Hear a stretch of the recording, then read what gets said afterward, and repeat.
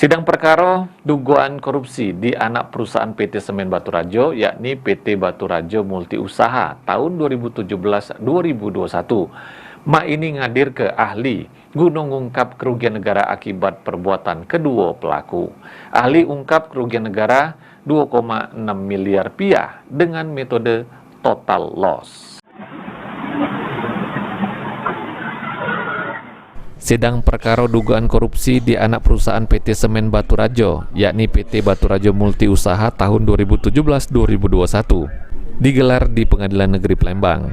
Jero perkara ini ngejerat dua terdakwa, yakni Lawrence Sianipar selaku mantan Direktur Utama PT BMU dan Budi Oktarita selaku Kepala Bagian Keuangan PT BMU.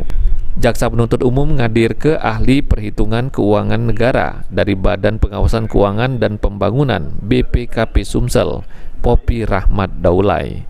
Ahli ngungkap ke kalau perhitungan kerugian negara sudah dilaksanakan sesuai surat tugas permintaan penyidik kejaksaan, dan kalau bukti yang didapat sudah cukup sehingga bisa nyimpul ke kalau sudah terjadi kerugian negara jero kasus ini.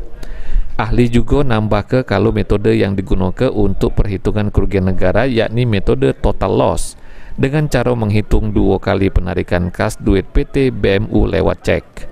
Diketahui dua kali penarikan yakni 977 juta dan 1,6 miliar sehingga total kerugian negara sebesar 2,6 miliar rupiah.